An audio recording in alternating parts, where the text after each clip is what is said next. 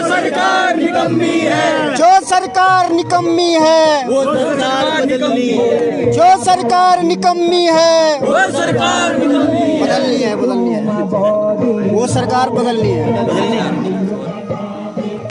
पहले पूरा अपना बताया नहीं ना पहले। नमस्कार साथियों, आज हम रणधार बांगर में बांगर क्षेत्र की स्वास्थ्य सड़क को लेकर के 10 सूत्रीय मांगों को लेकर यहाँ पर उत्तराखंड क्रांति दल के युवा नेता मोहित डिमरी जी एक दिवसीय उपवास पर बैठे हुए हैं और उनके समर्थन में बांगर क्षेत्र में कई संख्या में लोग धीरे धीरे यहाँ पर जो हमारा धरना स्थल है, जहाँ पर उपवास हमारा द्वारा रखा गया है, यहाँ पर लोग काफ़ी संख्या में धीरे धीरे जुट रहे हैं। और यहाँ पर जो ये उपवास का मेन मकसद है, ये बांगर क्षेत्र की 10 समस्याओं को लेकर है, 10 मांगों को लेकर है, जिसमें से पहली मांग है पश्चिम बांगर के बधानी से पूरी बांगर के भेडारू तक मोटर मार्ग का निर्माण किया जाए। दूसरी समस्या है बांगर क्षेत्र की स्वास्थ्य सेवाएं जो हैं बदहाल हैं और उनको सुधारा जाए। तीसरा जो हमारी मांग है, बांगर क्षेत्र को टूरिस्ट डेस्टिनेशन घोषित किया जाए और इसके अनुरूप यहाँ सुविधाएं जुटाई जाए। चौथी मांग है मयाली रणधार बधानी मोटर मार्ग को हॉट मिक्स किया जाए। पांचवी मांग है गोरपास सिरवाड़ी और लिसवाल्टा मोटर मार्ग का डामरीकरण और भटवारी पुजार गांव मोटर मार्ग का निर्माण किया जाए। छठी मांग है संचार सेवा से वंचित गांव में मोबाइल टावर स्थापित किए जाएं। सातवीं मांग है आपदा प्रभावित परिवारों को तुरंत विस्थापित किया जाए। आठवीं मांग है गेठाना लिसवाल्टा कल्याण और जखवाड़ी बोलिया देवता खेल मैदान का विस्तार और सौंदर्यीकरण किया जाए। नौवीं जो मांग है वह है धारकुड़ी गांव को सैनिक गांव घोषित किया जाए। और 10वीं और आखिरी मांग जो है वो है बदानी ताल का सौंदर्यीकरण और बदानी में गेस्ट हाउस का निर्माण किया जाए। तो इन मांगों को लेकर यहाँ पर उत्तराखंड क्रांति दल के युवा नेता एक दिवसीय उपवास पर बैठे हुए हैं और इनके समर्थन में समस्त बांगर की जनता यहाँ पर धीरे धीरे जुट रही है और यहाँ पर अभी काफ़ी संख्या में लोग मौजूद हैं। तो हम सभी से बारी बारी जानेंगे कि यहाँ की क्या समस्याएँ हैं और विगत जो 20 सालों में यहाँ क्षेत्र के विकास के लिए जनप्रतिनिधियों द्वारा किस तरीके से कदम उठाए गए हैं। तो यहाँ पर हमारे साथ बदानी के भूतपूर्व प्रधान जी हैं, बदाना जी ना? हाँ जी, श्री उमेद सिंह जी। तो हम इनसे जानना चाहेंगे कि प्रधान जी, जिस तरीके से आप इस क्षेत्र को जब से आपने होश संभाला या जब से आप देख रहे हैं, तो पहले यहाँ पर क्या सुविधाएं थी और इन 20 सालों में यहाँ पर क्या बदलाव हुए हैं सरकारों की तरफ से और जनप्रतिनिधियों की तरफ से विकास के लिए क्या क्या पहल की गई है? सबसे पहले तो मैं अपने बांगर क्षेत्र में उत्तराखंड क्रांति दल के युवा नेता भाई मोहित डिमरी और कोषाध्यक्ष आपके हैं भगत सिंह चौहान जी, सब टीम का मैं हार्दिक स्वागत एवं अभिनंदन करता हूं। मैं सबसे पहले बांगर क्षेत्र की जो समस्या है, यहाँ की रोड बहुत ही बदहाल है। रणधार से और बदानी ताल से मयाली तक आज तक भी जितने हमारे कैबिनेट मंत्री रहे हों, इस क्षेत्र में विधायक रहे हरक सिंह राव जी और माननीय हमारे विधायक जो मौजूद इस समय में हैं, तो किसी ने भी इस क्षेत्र के बारे में कोई ध्यान नहीं दिया है। और जो बांगर से बदानी ताल से और भेडारू तक बनाल गांव तक रोड है, वो सदियों से कम 4 दशकों से यह रोड लंबित है। मैं सरकार और प्रशासन से यह अपनी मांग मनवाना चाहता हूं कि आज तक भी मैं देख रहा हूं कि कितनी ही सड़कें कट गई है, पर बदानी ताल से भेडारू तक आज तक इस रोड का किसी भी जनप्रतिनिधि ने ध्यान नहीं दिया है और ये लोग अपनी राजनीति रोटियां सेक रहे हैं। मैं खुले मंच और खुले भाव से कहता हूं कि अगर इस विधानसभा में जो 22 में चुनाव होंगे, तो हम समस्त बदानी ताल के ग्रामवासी और समस्त क्षेत्र के बांगर के क्षेत्रवासी वोट का भी बहिष्कार करेंगे। और मैं सभी जनप्रतिनिधियों से निवेदन करता हूं जो वर्तमान में है कि आपने क्षेत्र के बारे में सोचे और विकास के बारे में सोचे। दलगत राजनीति के ऊपर उठकर आप सब लोग एक हो जाएं और क्षेत्र के विकास में अपना योगदान दें। मैं भाई मोहित डिमरी का बहुत बहुत स्वागत करता हूं कि जिन्होंने आज इस पहल के लिए बहुत बड़ा अपना योगदान दिया है। आप भी युवा हैं, बेरोजगार हैं, पर आपने जो इस पहल के लिए हम लोगों की मांगे शासन तक, प्रशासन तक पहुंचवाने का जो काम किया है, हम आपका पूरे बांगर की जनता आपका हार्दिक स्वागत एवं अभिनंदन करते हैं। बहुत बहुत धन्यवाद। जैसा कि आप लोगों ने सुना, इससे साफ साफ जाहिर हो रहा है कहीं न कहीं बांगर क्षेत्र की जनता जो भी राजनीति यहाँ पर चल रही है, जो भी सरकारें हैं, उनसे नाखुश दिखाई दे रही है। कई सालों से यहाँ के लोगों का कहना है कि इस क्षेत्र की उपेक्षा की जा रही है, चाहे कोई भी सरकार हो, कोई भी जनप्रतिनिधि हो। उन्होंने इस तरफ कभी भी इन लोगों की पीड़ा की सुध नहीं ली। आज भी यहाँ पर स्वास्थ्य सेवाएं बदहाल हैं, सड़क की स्थिति बदहाल है, इसके अलावा बहुत सारी समस्या यहाँ के लोगों की हैं, लेकिन इनकी पीड़ा को समझने वाला शायद ही कोई है। तो अभी हमारे साथ एक युवा साथी भी मौजूद है। मैं इनसे जानना चाहूँगा कि इस क्षेत्र की क्या क्या समस्याएं हैं और इसके लिए आगे जनप्रतिनिधि क्या क्या इसमें काम कर रहे हैं। नमस्कार बड़े भाई। आप समस्त बांगर की जो जनता है वो कई दशकों से बहुत परेशान है।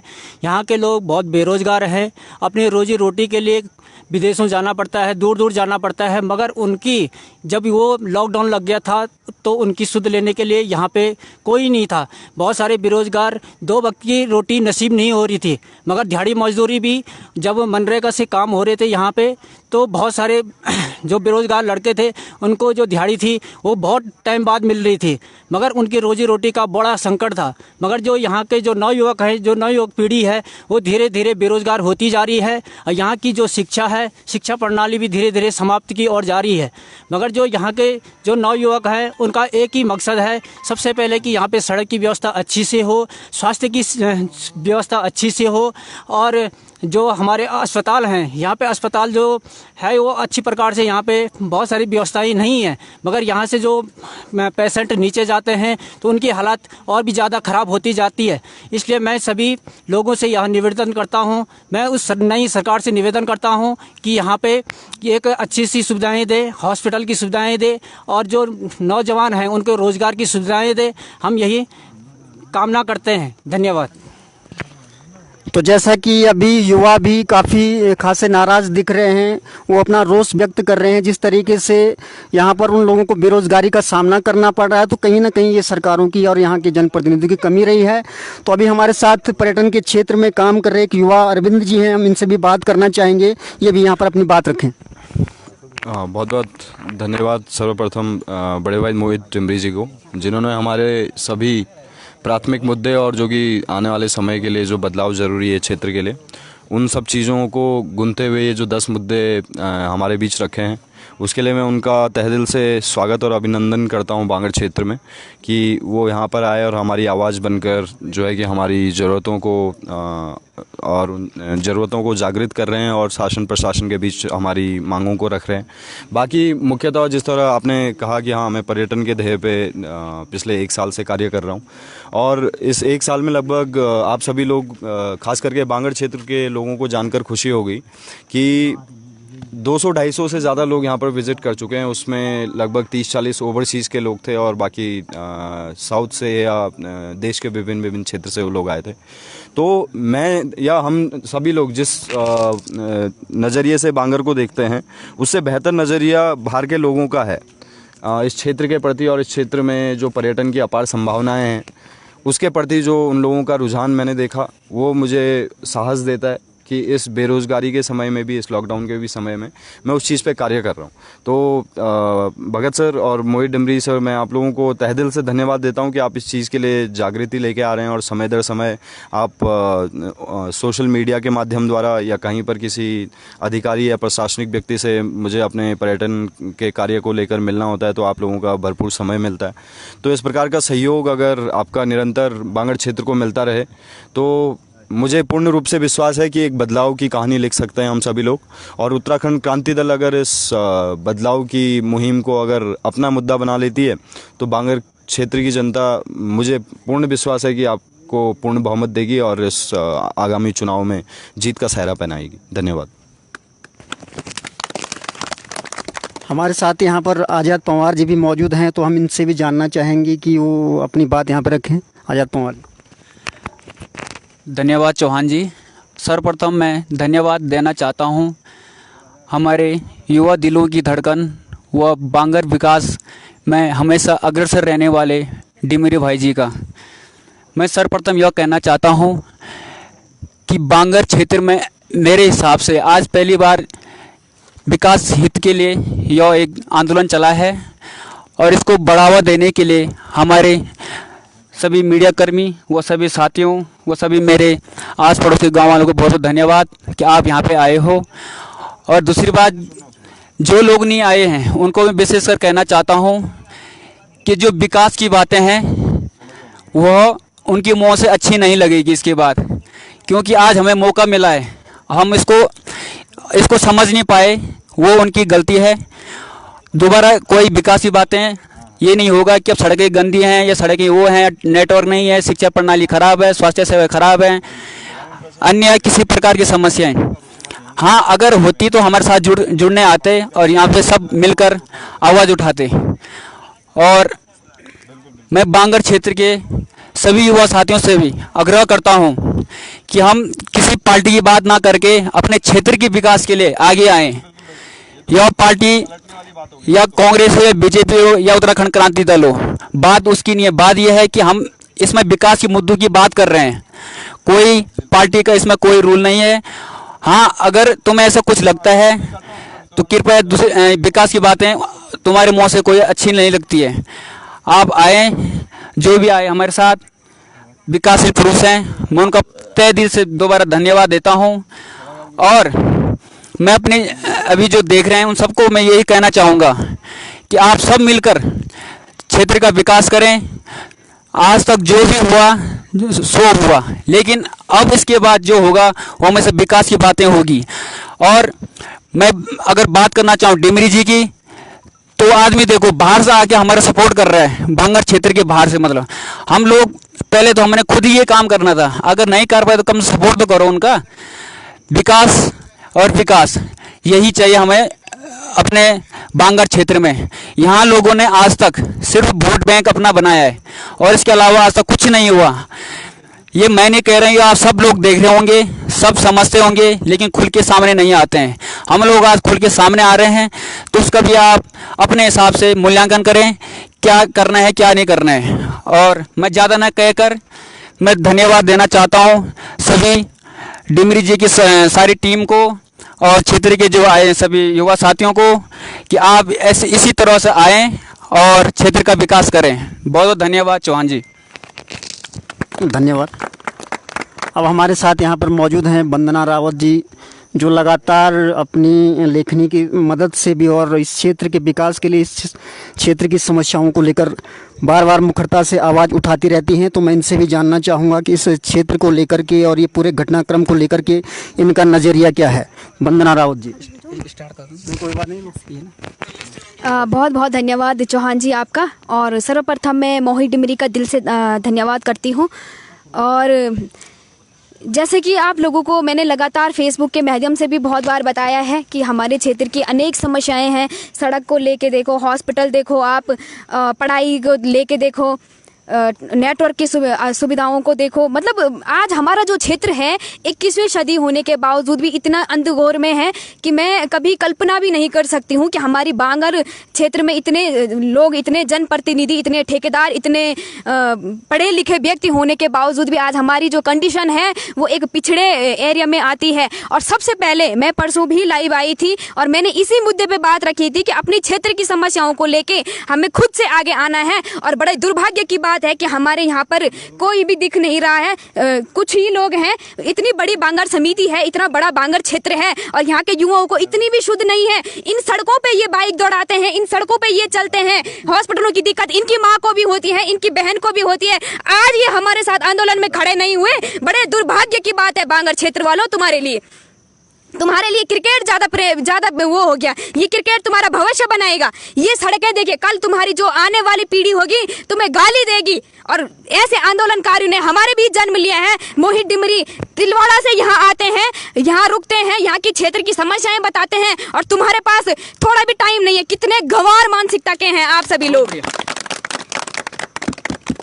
हॉस्पिटल की दिक्कत तो हर फैमिली में है, हर परिवार में है, और आप लोग हॉस्पिटल के लिए भी आवाज नहीं उठा सकते। बड़े तुच्छ, मतलब मेरे कहने के हिसाब से बड़े तुच्छ मानसिकता के लोग हैं। और सबसे ज्यादा मैं अपने नवयुवाओं को बोलती हूँ, जो हमारी नए नौजवान साथी हैं मेरे, सबसे ज्यादा घटिया आज की डेट में बांगर में वो है। अगर बांगर पिछड़ा हुआ है तो सबसे ज्यादा हमारे जो युवा है उनके वजह से पिछड़ा हुआ है।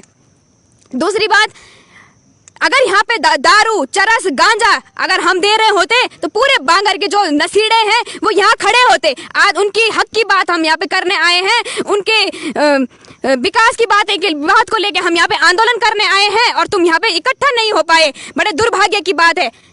और यहाँ पे अगर ठेका हमने किसी को दिया होता रोड का, तो यहाँ पे वो ठेकेदार भी मौजूद होता, वो सभी लोग मौजूद होते जिनको यहाँ से फायदा मिलता। वोट बैंक के लिए तो तुम खूब आओगे। कहाँ गए वो जनप्रतिनिधि जो हमारे बीच से चुन के आज सत्ता में बैठ रखे हैं? क्या तुमने पोस्टर नहीं पढ़े? क्या तुमने लाइव वीडियो नहीं देखे? 7,000 लोगों ने लाइव वीडियो देखी। क्या तुमने मेरी वीडियो नहीं देखी कि हमने आंदोलन के लिए सोचा है? क्या तुम्हारा यहाँ क्षेत्र नहीं पड़ता है? तुम्हें आना नहीं चाहिए था कि किस बात का आंदोलन हो रहा? सड़क की स्थिति देखिए, अगर कल की डेट में हम में से कोई गिर गया तो तब तुम सांत्वना देने जरूर आओगे, वहां पे तुम्हें वोट बैंक मिलेगा, वहां पे तुम आओगे, आपके बेटा गुजर गया, हमें बड़ा दुख है। दुख इसलिए होगा क्योंकि ये सारी जो तुम्हारी करनी है वो हम लोगों को भुगतने पड़ रही है। और बड़े दुर्भाग्य की बात तो ये है कि आज हमारे युवाओं को सबसे ज्यादा हमारे साथ होना चाहिए था, क्योंकि आज उनका जो भविष्य है वो अंधकार में है, सिर्फ उनकी वजह से। और दूसरी बात ये कि रोजगार को लेकर देखा होगा, लॉकडाउन में कितनी मतलब सारे एनजीओ आगे आए, जितने भी एनजीओ आए उन्होंने मदद की। किसी नेता ने यहाँ पे मदद नहीं की, किसी सत्ताधारी ने यहाँ पे मदद नहीं की, किसी और लोगों ने यहाँ पे मदद नहीं की। सारे एनजीओ वाले आए और आज तुम आंदोलन करने के लिए भाग गए, बहुत अच्छी बात है, बहुत अच्छी बात है। मैं उन सभी बांगर क्षेत्र के यहाँ पे रहने वाले बांगर क्षेत्र के लोगों को बोलना चाहूंगी कि आज तुमने विकास की बात नहीं की, ये सोच लीजिए कि आज के बाद तुम्हारा भविष्य हमेशा अंधकार में है और हमेशा रहेगा। अधिक समय न लेते हुए मैं इतना ही कहना चाहूंगी कि ये बहुत दुर्भाग्य रहा आज का। और मैं इस बांगर समिति के जितने भी ठेकेदार हैं उनसे भी कहना चाहूंगी कि कभी रूबरू मिलिए, हम आपको बताते हैं कि विकास किसे कहते हैं। तो आप सभी ने देखा कि किस तरीके से वंदना रावत जी के अंदर की जो आग है, कहीं ना कहीं इस क्षेत्र के पिछड़ेपन को देखते हुए, इस क्षेत्र की उपेक्षा को देखते हुए इनके अंदर कहीं ना कहीं पीड़ा है, और वो पीड़ा और दर्द वो साफ इनकी बातों से झलक रहा है। अब मैं ये जो आंदोलन चल रहा है, माननीय मोहित डिमरी जी के सानिध्य में इनका 1 दिवसीय उपवास है, और ये लगातार क्षेत्र की समस्याओं को उठाते रहते हैं। किसी भी क्षेत्र में जाएं वहाँ पर समस्या उठाते हैं, लोगों की समस्याओं को सुनते हैं, और अपनी तरफ से इनका पूरा प्रयास रहता है कि ये लोगों की समस्याओं को अपने स्तर से दूर कर सकें।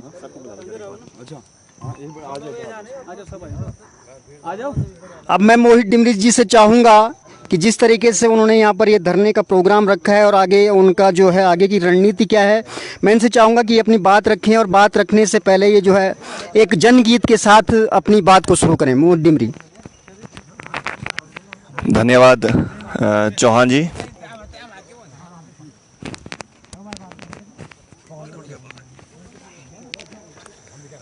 आप लोग सब मेरे साथ दोहराएंगे। एक आप लोगों के साथ एक जनगीत प्रस्तुत करना चाह रहा हूं।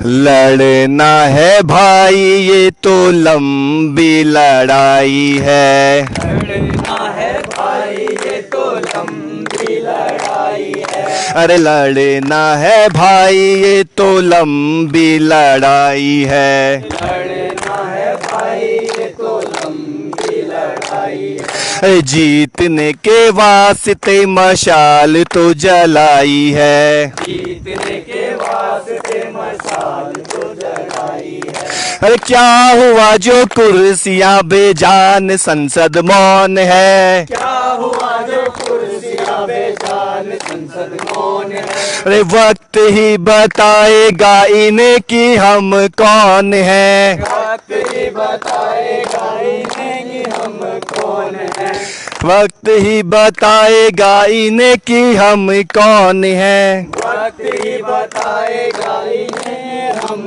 कौन हैं।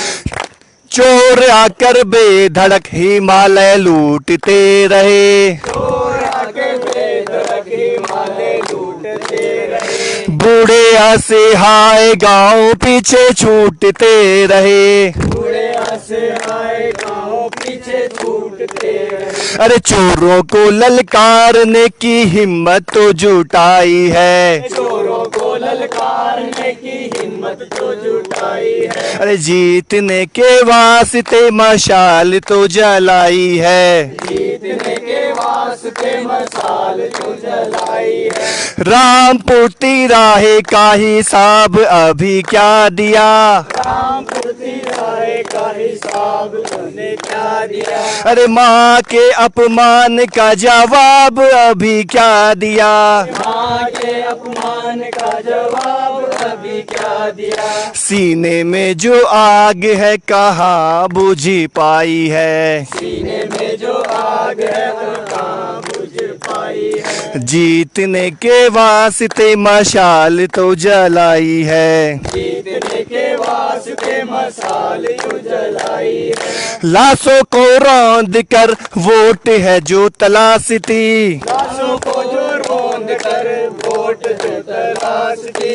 उलटेंगी एक दिन नकाब वो सियासती। उलटेंगे एक दिन नकाब वो सियासती। जनता ने उठाया है तो धूल भी चटाई है। जनता ने उठाया है तो धूल भी चटाई है। अरे जीतने के वास्ते मशाल तो जलाई है। जीतने के वास्ते मशाल भी जलाई है। अरे जीतने के वास्ते मशाल तो जलाई है। जीतने के वास्ते मशाल भी जलाई है। लड़ना है भाई ये तो लंबी लड़ाई है। लड़ना है भाई ये तो लंबी लड़ाई है। आज एक दिवसीय उपवास के इस कार्यक्रम में यहाँ पर उपस्थित बांगर क्षेत्र के मेरे युवा साथियों, आज सुबह इस उपवास से पूर्व हम लोग सबसे पहले वासुदेव भगवान के दरबार में गए। वहाँ पर हमने वासुदेव भगवान का आशीर्वाद लिया और उनसे प्रार्थना की कि हमें इतनी शक्ति देना कि हम अपने बांगर क्षेत्र का, अपने जनपद का और अपने पहाड़ के विकास के लिए काम कर सके। आज एक दिवसीय इस उपवास में हम क्षेत्र के तमाम मुद्दों को, जो यहाँ की समस्याएं हैं, उसको लेकर शासन प्रशासन को सचेत करना चाह रहे हैं। अभी जो जनगीत मैं आप लोगों के सामने गा रहा था, वो जनगीत उस दौर का है जिस दौर में हम उत्तराखंड राज्य की लड़ाई लड़ा करते थे। बहुत सारे सपने थे हमारे, बहुत सारी उम्मीदें थी। उत्तराखंड राज्य बनेगा, हमारे पहाड़ की तस्वीर बदलेगी, यहाँ का चहुमुखी विकास होगा, ये सारे हमारे सपने थे। यहाँ के युवाओं को रोज़गार मिलेगा, यहाँ की सड़कों की हालत सुधरेगी, गांव-गांव में पानी मिलेगा, अच्छी शिक्षा व्यवस्था होगी, संचार सेवाएं अच्छी होंगी, स्वास्थ्य सेवाएं सुधरेंगी, कोई भी घायल व्यक्ति या बीमार व्यक्ति दम नहीं तोड़ेगा, उसको इलाज मिलेगा। ये सारे सपने हमारे थे। लेकिन आज जब हम 20 साल बाद, राज्य बनने के 20 साल बाद खुद को देखते हैं, पहाड़ को देखते हैं, तो हमें नहीं लगता कोई बहुत बड़ी तस्वीर हमारी बदल पाई हो। इस 20 साल में इस प्रदेश में शराब माफिया, भू माफिया और खनन माफिया ही पैदा हुए हैं। इसके अलावा कोई भी इस प्रदेश का विकास कहीं भी हमें नज़र नहीं आ रहा है। हम अपने बांगर क्षेत्र की बात करते हैं। आप लोग हर रोज़ इस सड़क से गुजरते हैं, मयाली से बधानी तक हर रोज़ गुजरते होंगे। दुख भी होता होगा सड़क को देखकर। क्या स्थिति सड़क की बनी हुई है, न कहीं नालियां हैं, न कहीं कलवट है, जगह जगह गड्ढे ही गड्ढे सड़क पर पड़े हुए हैं। कई लोग इसमें दुर्घटना भी सड़क पर हो जाती है, लोग घायल हो जाते हैं। ये तमाम ऐसी समस्याएं इस क्षेत्र में हैं। अभी मैं लिसवाडा गांव कुछ दिन पहले गया था, वहाँ आज तक संचार सेवाएं नहीं हैं। संचार क्रांति के इस दौर में लिसवाडा गांव में एक मोबाइल टावर नहीं है। वहाँ एक उसी गांव के एक तोक है किनगोड़िया, वहाँ करीब 10 परिवार रहते हैं, उनके पास बिजली तक नहीं है। वहाँ बिजली की लाइन तक नहीं बिछाई गई है। लंबे समय से स्थानीय लोग बधानी से भिडारू छेनागाड़ मोटर मार्ग निर्माण की मांग कर रहे हैं। हर बार मुख्यमंत्री यहाँ आते हैं, बड़े बड़े नेता यहाँ आते हैं, हर कोई घोषणा करके चले जाता है, लेकिन इस सड़क पर निर्माण कार्य आज तक शुरू नहीं हो पाया है। पर्यटन की दृष्टि से आज स्थिति देखिए, गांव के गांव से युवा साथी हमारे दिल्ली, मुंबई जैसे बड़े शहरों में जाने को मजबूर हैं, क्योंकि उनके पास रोजगार का कोई साधन नहीं है। मैं भी देख रहा था, लॉकडाउन के बाद हजारों की संख्या में युवा साथी अपने गांव वापस लौट आए हैं, लेकिन करे तो करे क्या, यहाँ पर रोजगार के लिए उनके पास कोई ऐसी व्यवस्था है नहीं। उन्हें मजबूरी में एक बार फिर पहाड़ छोड़कर वापस जाना पड़ रहा है। तो इसके लिए जिम्मेदार कौन लोग हैं? मैं अपने युवा साथियों से पूछना चाहता हूं, इसके लिए जिम्मेदार कौन लोग हैं? हम लोग वोट देते हैं, हम लोग वोट क्यों देते हैं?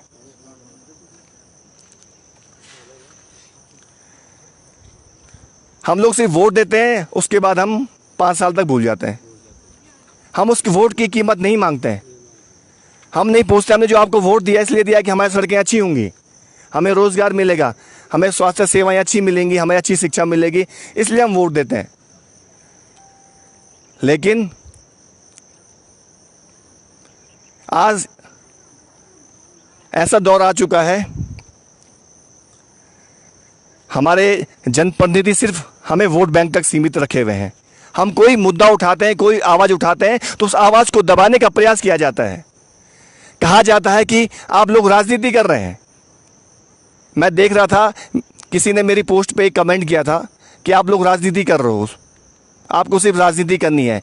मैं उन लोगों से कहना चाहता हूँ, मैं पिछले 12 वर्ष से पत्रकारिता के क्षेत्र में हूँ, पत्रकारिता कर रहा हूँ, और राजनीति के क्षेत्र में मैं पिछले 1 साल से सक्रिय हूँ। मैं जब पत्रकारिता के समय मैंने तब भी बांगर क्षेत्र की समस्याओं को उठाया है, तब भी मैंने रुद्रप्रयाग जनपद की हर एक गांव की समस्या को उठाया है।